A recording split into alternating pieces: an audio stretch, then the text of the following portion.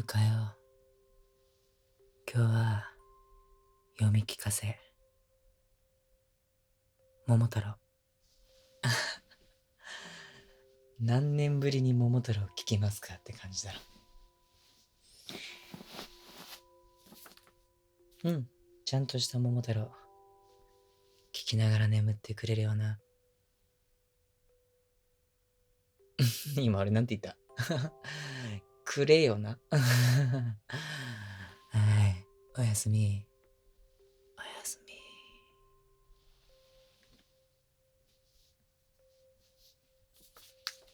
ここにおいで。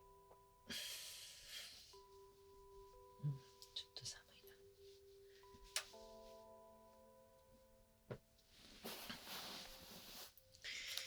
よいしょ。よしよしよしよしよしよし。じゃあ行くよ。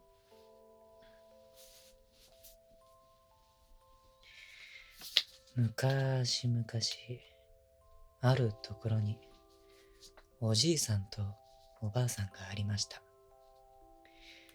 毎日おじいさんは山へ芝刈りに、おばあさんは川へ洗濯に行きました。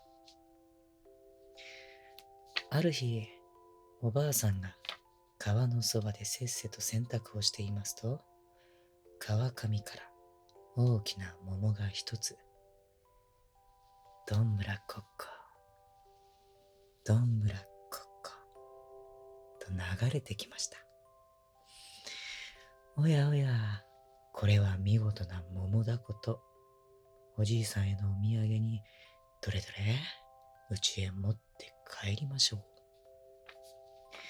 おばあさんはそう言いながら、腰をかがめて桃を取ろうとしましたが、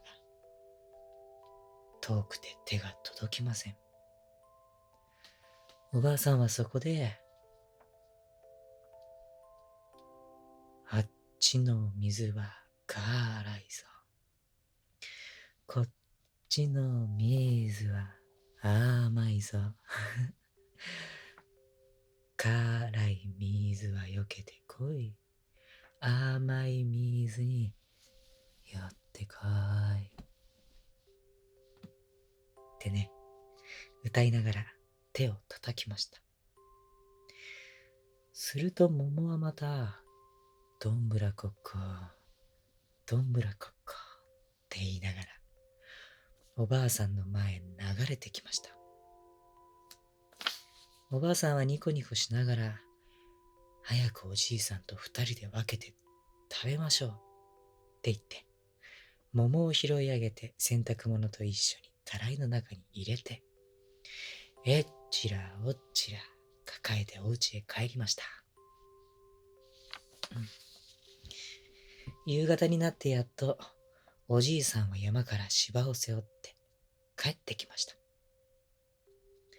おばあさん、今帰ったよ。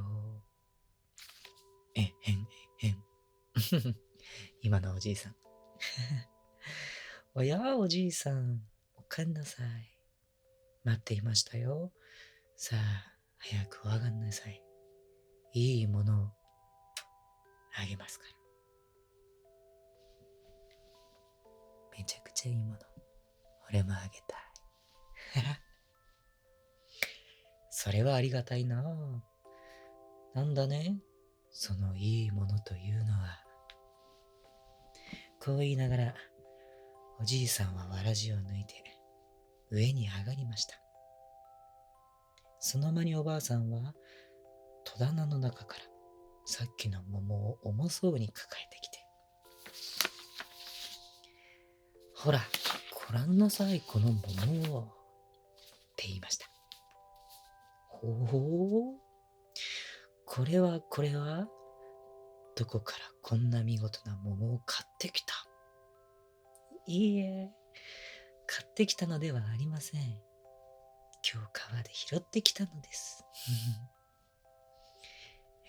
何？川で拾ってきた？それはいよいよ珍しい。こうおじいさんは言いながら桃を両手に乗せて、多滅、すがめつ、眺めていますと、出し抜けに、桃はほんと、中から二つに、パカーン、割れて、おぎゃー、おぎゃー、おぎゃーぎゃー。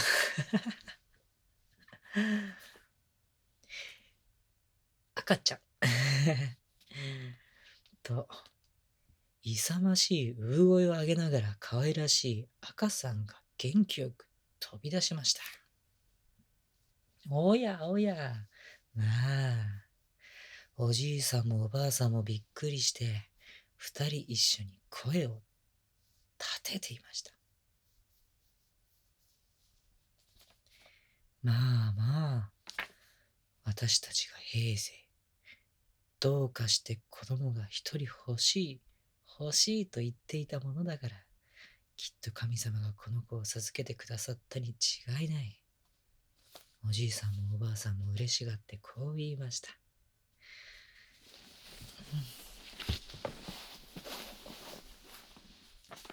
そこで慌てておじいさんがお湯を沸かせやら、おばあさんがむつきを揃えるやら、大騒ぎをして赤さんを抱き上げて産湯を使わせました。するといきなり、って言いながら、赤さんは抱いているおばあさんの手を跳ねのけました。ごめんな、寝れんかこれ。おやおや、なんという元気のいい子だろう。おじいさんとおばあさんはこう言って顔を見合わせながら、あはあはと面白そうに笑いました。そして桃の中から生まれた子だというので、この子に桃太郎という名をつけました。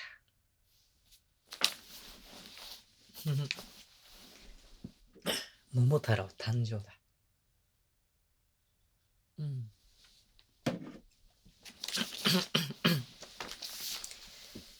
大丈夫ごめんね。ちょっとおふざけすぎる。眠れる？大丈夫か？よくおやすみ。じゃあ続きいこっかな。よいしょ。さてさて。続きいくよ。おじいさんとおばあさんは、それは大事にして、桃太郎を育てました。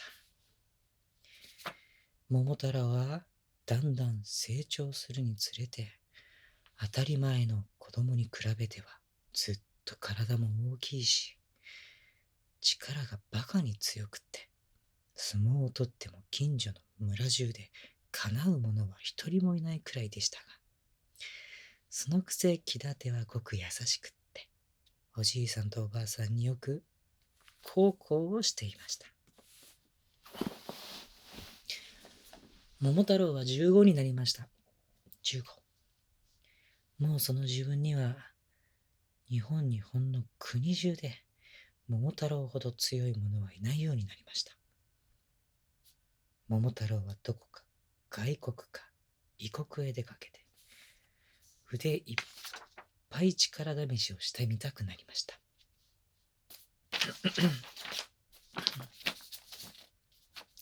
するとその頃、ほぼ外国の島々、それをめぐって帰ってきた人があって、いろいろ珍しい不思議な話をした末に、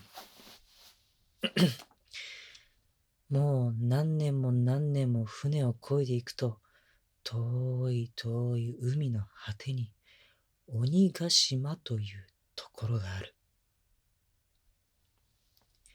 悪い鬼どもがいかめしい黒金のお城の中に住んで、方々の国からかすめ取った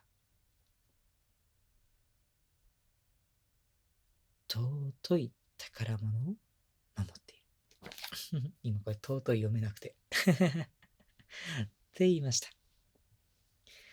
桃太郎はこの話を聞くと、その鬼ヶ島へ行ってみたくって、もういても立ってもいられなくなりました。そこで家へ帰ると早速、おじいさんの前に出て、にゃにゃにゃ。どうぞ、私にしばらくお暇をください。と言いました。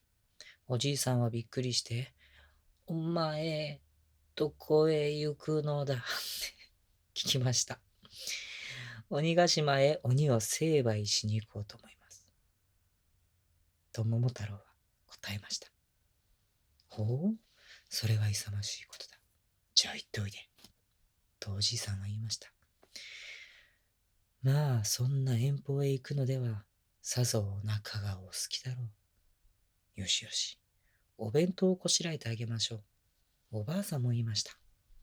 そこでおじいさんとおばあさんは、庭の真ん中に、えんやらえんやら、大きな臼を持ち出して、おじいさんが杵を取ると、おばあさんはこね取りをして、ペンタラコッコ、ペンタラコッコ、ペンタラコッコ、ペンタラコッコ、とお弁当のきびだんごをつき始めました。きびだんごがうまそうに出来上がると、桃太郎の支度もすっかり出来上がりました。桃太郎はお侍の着るような陣張りを着て、刀を腰に刺して、きびだんごの袋をぶら下げました。そして桃の絵の描いてある軍扇を手に持って、ピッ。ではお父さん、お母さん、行ってまいります。って言って、丁寧に頭を下げました。じゃあ立派に鬼を退治してくるがいい。とおじいさんは言いました。気をつけて怪我をしないようにおよしよ。おばあさんも言いました。なーに、大丈夫です。日本一のきびだんごを持っているから。と桃太郎は言って。では、ごきげんよう。と元気な声を残して出て行きました。おじいさんとおばあさんは門の外に立って、いつまでも見送っていました。桃太郎の旅立ちだね。ちょっと感想する？大丈夫？キュー、キュー、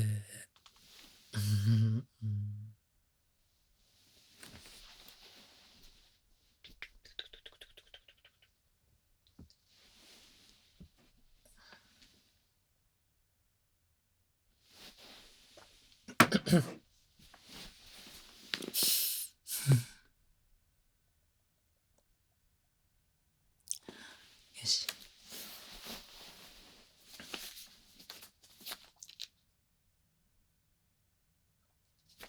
桃太郎が旅立つところからか。よー、行くよ。桃太郎はずんずんと行きますと、大きな山の上に来ました。すると草むらの中から、ワン、ワンと声をかけながら、犬が一匹かけてきました。桃太郎が振り返ると、犬は丁寧にお辞儀をして、桃太郎さん、桃太郎さん、どちらへおいでになりますと尋ねました。鬼ヶ島へ。鬼征伐に行くのだ。お腰に下げたものは何なんでございますか？日本一のきびだんごさ。お一つください。お供しましょう。よしよし。やるからついてこい。犬はきびだんごを一つもらって、桃太郎の後からついていきました。山を降りてしばらく行くと、今度は森の中に入りました。すると木の上から、キャーキャーと叫びながら、猿が一匹駆け下りてきました。桃太郎が振り返ると、猿は丁寧にお辞儀をして、桃太郎さん、桃太郎さん、どちらへおいでになりますと尋ねました。鬼ヶ島へ鬼を征伐に行くのだ。お腰に下げたものは何なんでございますか？日本一のきびだんごさ。お一つください。お供しましょう。よしよし、やるからついてこい。猿もきびだんごを一つもらって後からついていきました。山を降りて、森を抜けて、今度は広い野原へ出ました。すると空の上、ケンケンと鳴く声がして、キジが一羽飛んできました。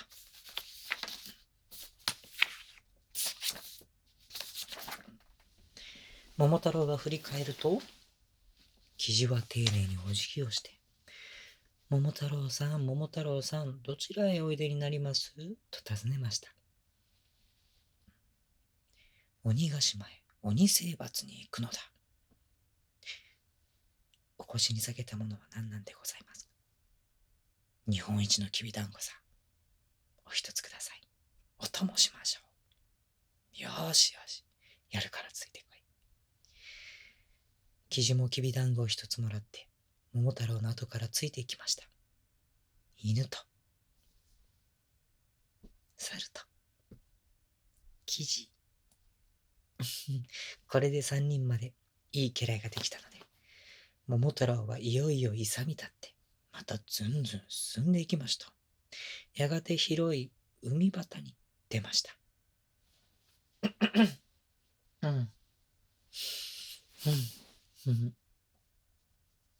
喉がしゃがしゃだ、俺。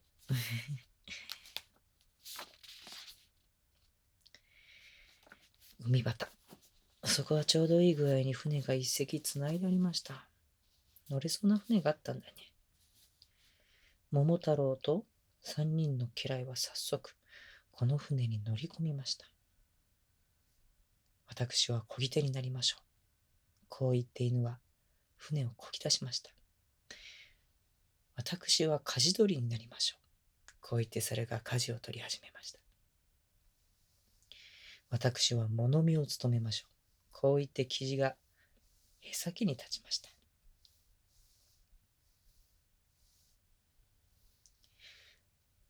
うららかないいお天気。真っ青な海の上には波一つ立ちませんでした。稲妻が走るようだと言おうか、矢を射るようだと言おうか、目の回るような速さで船は走っていきました。ほんの1時間も走ったと思うところ、へさきに立って向こうを眺めていたキジが、あれあれあれ、島がと叫びながらパタパタと高い羽を通させて、空に飛び上がったと思うと、スーッとまっすぐに風を切って飛んでいきました。桃太郎もすぐキジの立った後から向こうを見ますと、なるほど。遠い遠い海の果てに、ぼんやり雲のような薄黒いものが見えました。船の進むに従って、雲のように見えていたものが、だんだんはっきりと島の形になって現れてきました。はあ、見える、見える。鬼ヶ島、島が見える。桃太郎がこう言うと、犬も猿も声を揃えて、万歳、万歳と叫びました。みるみる鬼ヶ島が近づくなって、もう硬い岩で畳んだ鬼のお城が見えました。いかめしい黒金の門の前に見張りをしている鬼の兵隊が、そんな姿も見えた。そのお城の一番高い屋根の上にキジが止まってこちらを見ていました。こうして何年も何年も漕いでいかなければならないという島へ、ほんの目をつぶっている間に来たのです。鬼ヶ島到着編。よいしょ。ちょっと待ってね。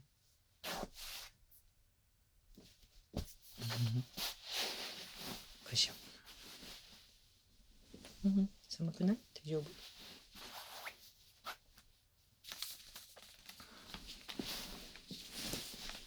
いや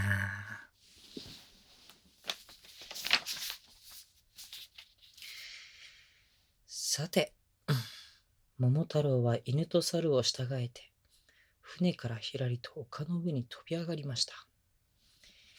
見張りをしていた鬼の兵隊は、その見慣れない姿を見ると、びっくりして、慌てて門の中に逃げ込んで、黒金の門を固く閉めてしまいました。その時、犬は門の前に立って、日本の桃太郎さんが、お前たちを成敗においでなさったのだぞ。開けろ、開けろ。と怒鳴りながら、どんどんどんどん扉を叩きました。鬼はその声を聞くと震え上がって余計一生懸命に中から押さえていました。すると生地が屋根の上から飛び降りてきて、門を押さえている鬼どもの目をつつき回しましたから、鬼は並行して逃げ出しました。その間に、猿がスルスルーっと高い岩壁をよじ登っていって、造作もなく門を中から開けました。わーと、時の声を上げて、桃太郎の衆々が勇ましくお城の中に攻め込んでいきますと、鬼の大将も大勢の家来を引き連れて、一人一人太い鉄の棒を振り回しながら、おーおーと叫んで向かってきました。けれども、体が大きいばっかりで、育児のない鬼どもは散々生地に目をつかかれた上に、今度は犬にこのすねだ。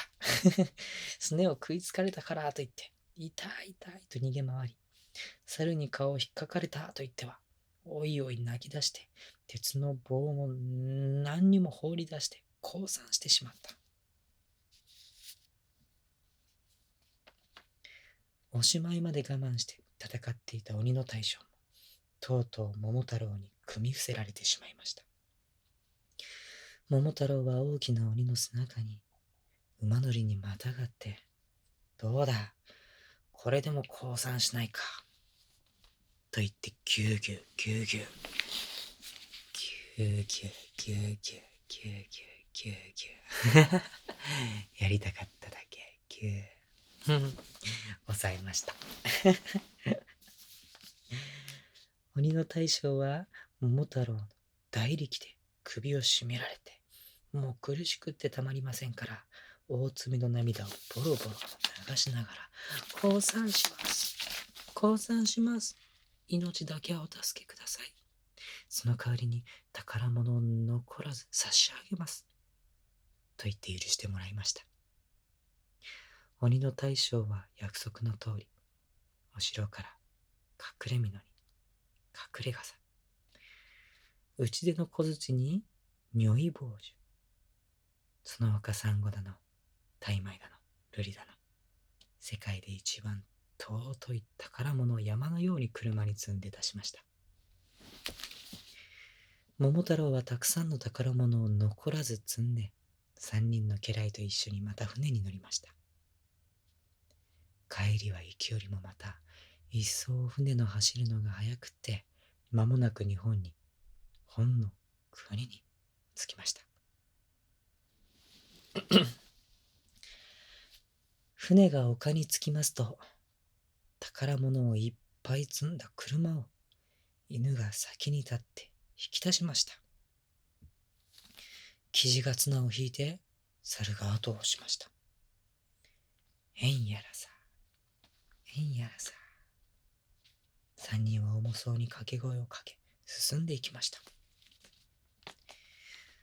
うちではおじいさんとおばあさんが変わる変わる。もう桃太郎が帰りそうなものだが、と言い、首を伸ばして待っていました。そこへ桃太郎が三人の立派な家来に分取りの宝物を引かせて、さもと悔いらしい様子をして帰ってきましたので、おじいさんもおばあさんも目も鼻もなくして喜びました。偉いぞ、偉いぞ、偉いな、偉い。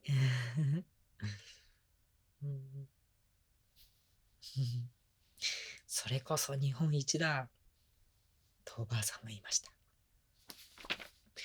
桃太郎はその時、犬と猿とキジの方を向いてこう言いました。どうだ、鬼征伐は面白かったな。犬はワンワンと嬉しそうに吠えながら前足で立ちました。猿はキャッキャと笑いながら白い歯を抜き出しました。キジはケンケンと鳴きながらくるっと宙返りをしました。空は青々と晴れ上がって、お庭には桜の花が咲き乱れていました。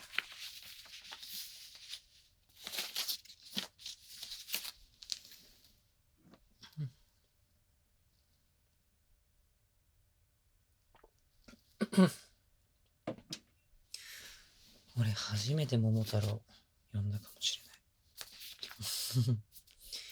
知らないとこいっぱいあった。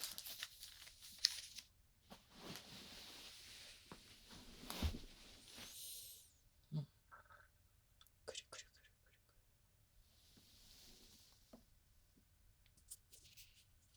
くる。寝れてるか。かわいいね。ちょっとこいつずらそう。おしまい、おしまい。